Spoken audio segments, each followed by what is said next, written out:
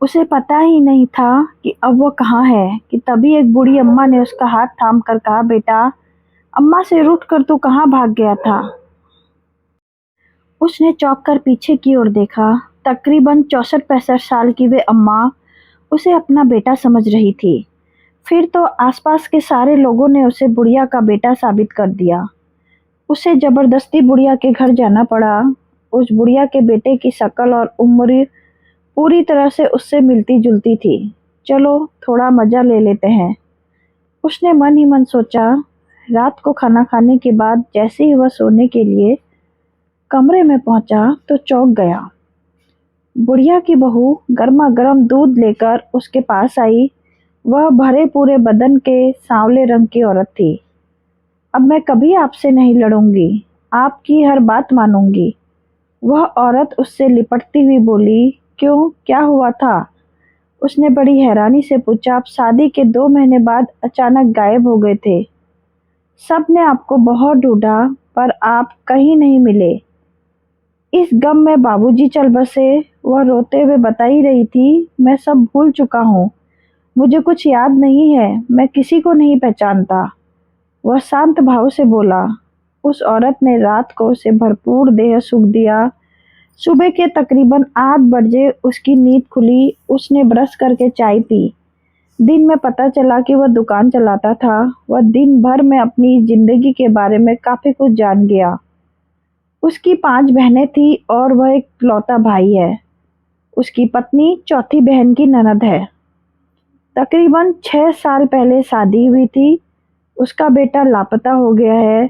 शायद सड़क हादसे में या किसी दूसरे हादसे में अपनी औलाद खो चुका है। बेटा वह भी इकलौता, इसलिए यह दर्द दिखाया नहीं जा सकता। दूसरी ओर अनपढ़ और देहाती बहू है जो 16-17 साल की उम्र में ही ब्याह कर आई थी। कुछ ही दिनों में पति गुजर गया, इसलिए बड़ी मुश्किल से मिले इस पति को वह संभाल कर रखना चाह रही थी।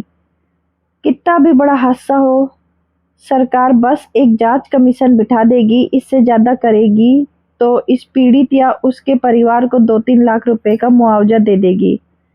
मगर उसने ना तो मुआवजा मिला था ना ही लाश। वैसे भी जनरल डिब्बे में सफर करने वाले लोगों की जिंदगी की कोई कीमत है क्या? काफी दिन न मिलने के चलते उसके मरा मान लिया था। क्या पता कहीं जिंदा हो और लौट आया हो। उस हादसे में क्या पता याददाश्त चली गई हो, इसलिए सास बहू दोनों ही अपने अपने तरीके से उसे याद दिलाने की कोशिश में थी। 2 दिन बाद भी सभी बहनें, बहनोई और बच्चे आ गए। अम्मा, यह तो अपना ही भाई है। चौथी बहन उसे ढंग से देखते हुए उसके हाथ पैरों को छूकर बोली, क्या मैं अपने साले को नहीं पहचानता? पक्का वही है। मुझे तो शक है कि कोई गुंजाइश ही नहीं दिखती। बाल किशन, मैं तेरा तीसरे नंबर का जीजा हूँ, साथ ही तेरी पत्नी का बड़ा भाई हूँ। जीजा उसके कंधे पर हाथ रखते हुए बोल उठा। जी कहकर वह चुप हो गया। बस वह सभी को बड़े ही ध्यान से देख रहा था, मानो उन्हें पहचानने की कोशिश कर रहा हो। अरे अम्मा, यह हादसे में अपनी याददाश्त बिल्कुल ही खो बैठा है, बाद में इसे सब याद आ जाएगा। इतना कहकर उसकी बहन उसका हाथ सहलाने लगी। वह इंदौर में अकेला रहता था, वहीं रहकर छोटा मोटा काम करता था, जबकि यहाँ उसे पत्नी भरा पूरा परिवार मिल रहा था। वह बाल किशन का हूबहू था। पास पड़ोस वालों के साथ साथ सारे नाते रिश्तेदार उसे बाल किशन बता रहे थे, और याददाश्त खोया हुआ भी। पत्नी एकदम साई की तरह उसके साथ रहती ताकि वह दोबारा न भाग जाए। एक दिन दोपहर का खाना खाने के तकरीबन 1.5 घंटे बाद वह अपना काम समझने की कोशिश कर रहा था। यहाँ उसकी पान की दुकान थी। कोई रजिस्ट्रार या कागज, पता चला कि सभी अंगूठा छाप थे, बस वही 10वीं फेल था। अब कैसे बताए कि वह बीटेक है, लेकिन छोटा मोटा चोर है। मोटरसाइकिल पर मास्क लगाकर जाना, औरत के जेवर उड़ाना और घरों में चोरी करना उसका पेशा है। मगर इस परिवार में सभी सीधे साधे हैं। उसकी तीसरे नंबर की बहन ने पूरे 5 तोले का सोने का हार पहना हुआ था। गोरा रंग, दोहरा बदन, भारी भरकम शरीर पर वह हार जच रहा था। जब वह गौर से उसे हार को देखने लगा तो झट से बहनोई बोला, क्यों साले साहब, पसंद है तो रख लो इस हार को, ऐसी बात नहीं है। वह सकपका कर बोला था, फिर भी तुम मेरी बहन के सुहाग हो, अगर कुछ चाहिए तो बोलो। मेरी बहन की वीरान जिंदगी में बाहर आ चुकी है। जीजा भावुक होते हुए बोला, ऐसा कुछ नहीं है। वह मना करते हुए बोला। शाम को उसका साला जब जाने लगा तो कुछ रुपए उसकी पत्नी को देने लगा और बोला, दुकान काफी दिनों से बंद पड़ी हुई है, मैं कल ही जाकर दुकान को सही कर दूंगा। ना भैया, मेरे पास पैसे हैं। इनके पास भी जेब में 20,000 रुपये हैं।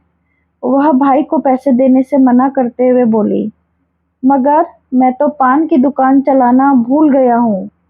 पान लगाना तक नहीं आता मुझे, कैसे बेचूंगा। उसके दिमाग में तेजी से कुछ चलने लगा। क्या सोच रहे हो साले साहब?